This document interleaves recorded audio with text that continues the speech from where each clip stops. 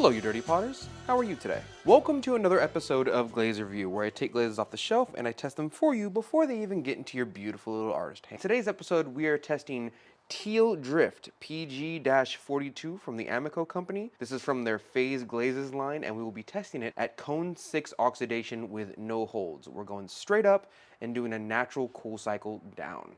And of course, I'm going to open it in front of you to show that it is a brand new bottle that has been untampered with. I did not fill it halfway with water, like you guys keep telling me to. Ta-da! Are you one of these potters? You know, like this? Are you one of those? I'm one of those, because every bit counts. It really does. In this economy, every bit counts. Oh, she do be thick, though. Oh. Yeah, boy. She do be thick. Let's go over what we're going to test Teal Drift on. We're going to be testing this on a porcelain white clay body. This is one of my favorite shapes right now. I'm really into like tea tumblers, and this little line really gives it a lift when it sits on anything. So I have a bunch of these ready. So I have a porcelain one of these, a red velvet clay body from the Amaco company, one of these. So you can tell that I'm really into these because I've been making them recently.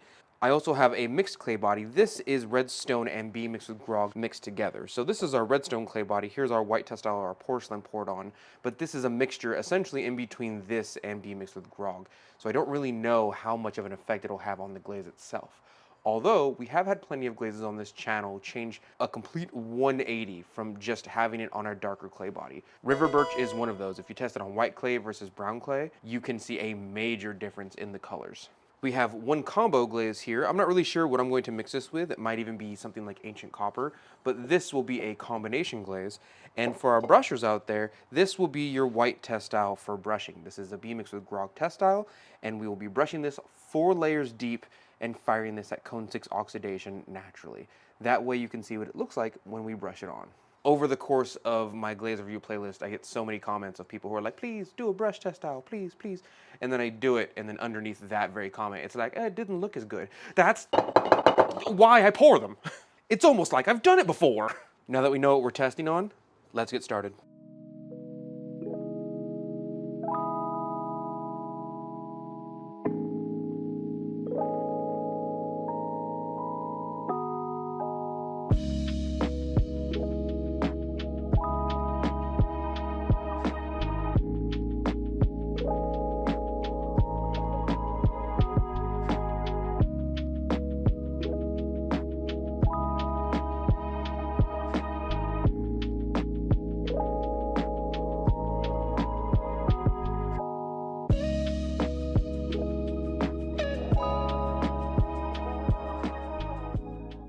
Four layers.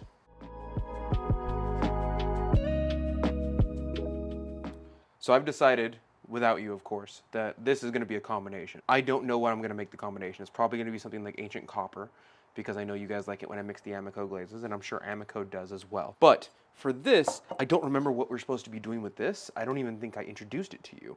So I'm also going to do a combination with this. But you know me, I'm not going to spend half of my life sitting here brushing on the amount of layers that you ought to be brushing on to a piece in order for the color to look good, especially on the inside of a bowl, because it's not like it can run anywhere, which is what most people are afraid of.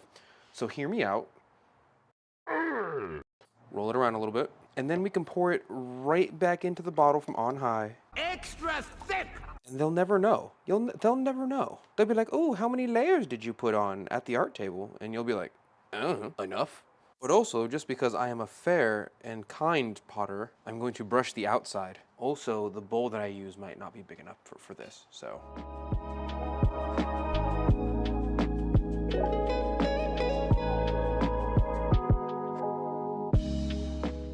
Since I've been talking about PCF glazes so much, why don't we combine this bowl with one of our favorite glazes on the channel, River Birch from the Potter's Choice Flux line. This is a banger. I love this glaze a lot. A lot. It's one of my favorite glazes actually to present to my classroom, because when my class is learning how to glaze, like they're new people, there's two things that are really difficult to get into their heads. Number one, the color of the glaze itself, and I mean the actual watery juice that is glaze, doesn't always come out the color of what the actual glaze is at the end, right? So this is a color that I developed by myself, but this will not come out gray when it's fully fired on a piece. The same thing goes for River Birch. River Birch not only turns this color on white clay and looks like this, if you put it on brown clay, it actually looks like this. but you have to put it on brown or red clay for it to do this. We have an entire video of me doing this on camera just to show people the difference. And this really trips them out. So it's one of my favorite glazes, not only to have in the studio, but also just to teach with in general. Because for some people, seeing truly is believing.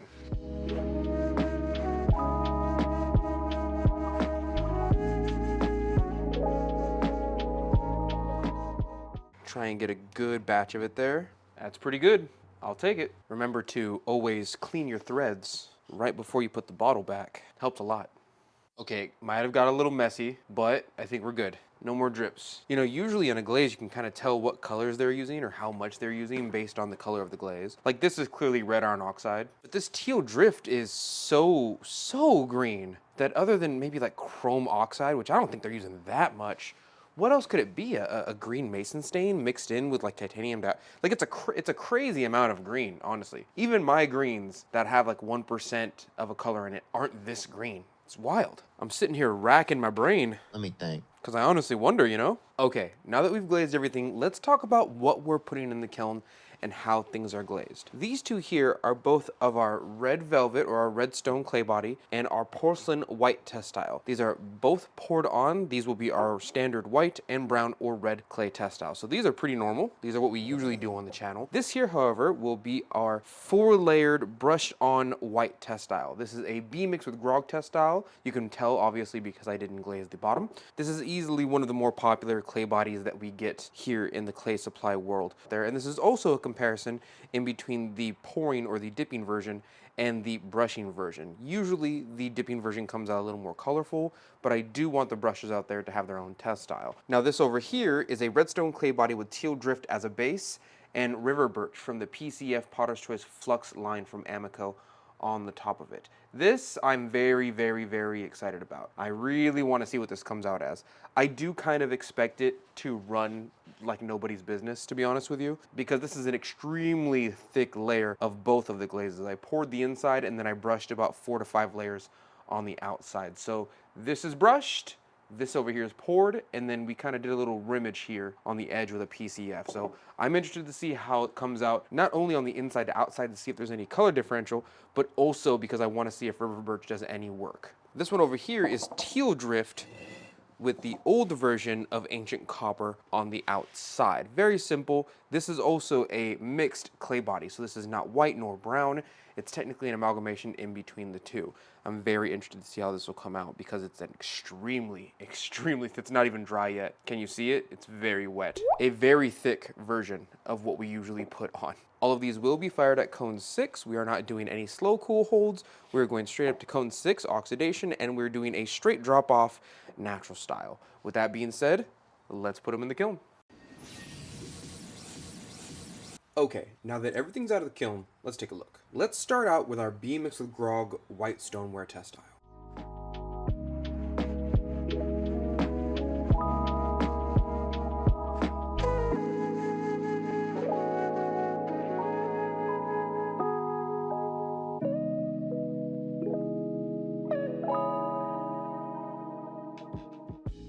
Ooh, that's good. That's good. That's clean. Standard. The glaze line stopped there. We have really good phase separation right inside the texture right there. We have really good consistency from the top to the bottom. We get a little bit of texture. Not really texture, but a little bit of waviness right here from the application.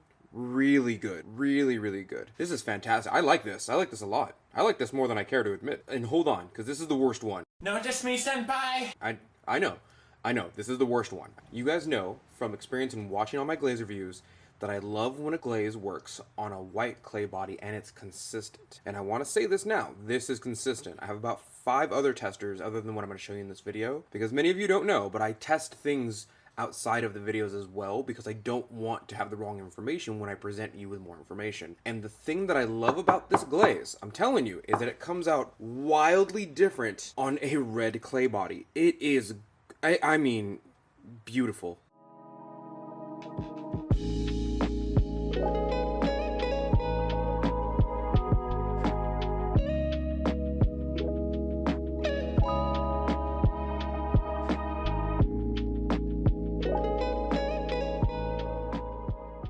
I really don't know why more companies don't advertise their glazes on white and dark clay bodies on a chip wall, because there's so many of them that look fantastic, especially the PCF line from Amaco. All of those look great on red clay bodies. You basically get 2 sets of glazes for the price of 1. And this is no different. This is beautiful. This thing looks like an Ed, and Eddie jawbreaker. I'm telling you, this is beautiful. But again, the difference in between the white clay body and the brown or the red clay body poured on, I mean, look at that glaze line. That might be a result of how I craft my stuff, because I have a very distinct glaze line. I even teach my students that.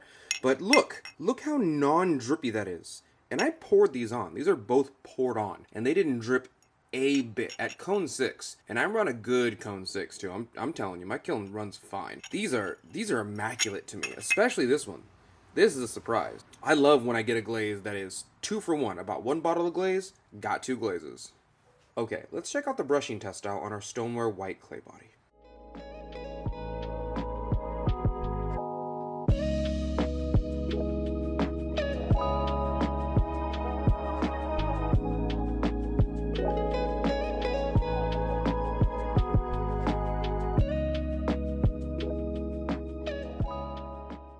That did pretty good, and this is a standard 3 to 4 layers on a white stoneware clay body. This is actually my recycled clay body. You can kind of tell because you can sort of see the dragon fruit that's mixed in there, but this is still a white stoneware clay body at cone 6. And of course you can see the brush strokes because we brushed it on, right? And that's the main reason why I pour most of mine on, especially with the more stable glazes. This is the difference in between those two, right? This one has a little bit more color, it's heavily saturated, and this one, and I don't get those brush strokes that you would normally see here on a brushed product. This did pretty good, although it is echoing the other phase glazes that we get from Amaco, and that you can see through any texture that you put on the clay body. So if you have specks, or if you have anything, if you have like sandstone buff, this is most likely going to show the sandstone buff or the dragon fruit through the clay body. So do be aware of that. Now this is PG-42 Teal Drift with River Birch on top, and dang, it looks good.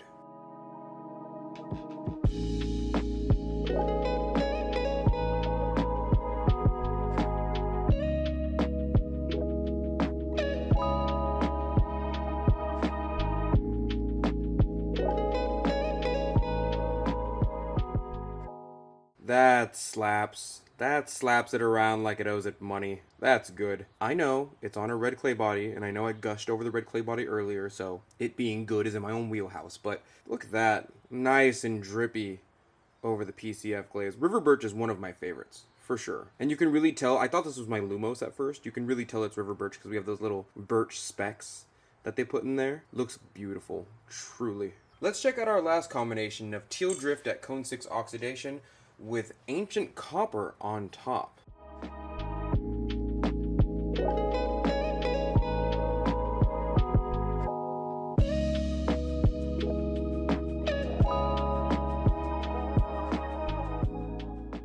Now this one was interesting to me because I love Ancient Copper from Amaco, as many of you know. But if you look right here, you can see a prime interaction. And I would have loved to have that all over. This type of steel, honey, iron look on top of this blue right here would have looked great.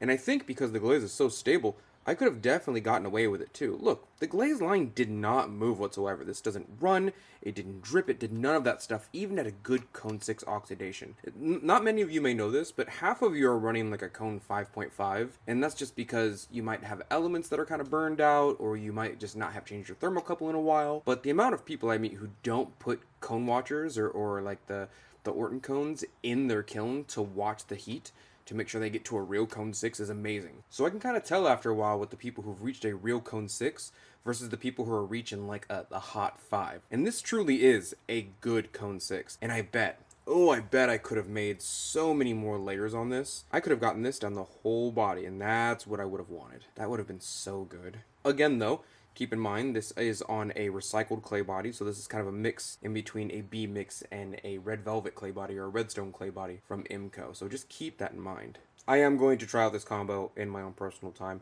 And I have a contact at Amaco. Of course, that's how I get many of these glazes to test out for you. And they were saying that this is one of their favorites as well as this Teal Drift. So I am going to play with this just on their word alone. But man, I still can't get over these two. I might even refire these two. I might even drip these out in ancient copper and refire them just to see. Well, thank you, Dirty Potters, for joining me today for the glaze review of Teal Drift PG-42 from the Amaco line. This is from their Phase Glazes line, and this was fired at Cone 6 oxidation.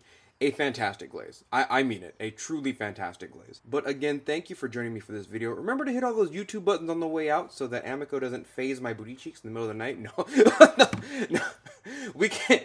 Editor, don't. We can't say that. Hold on. I didn't mean it.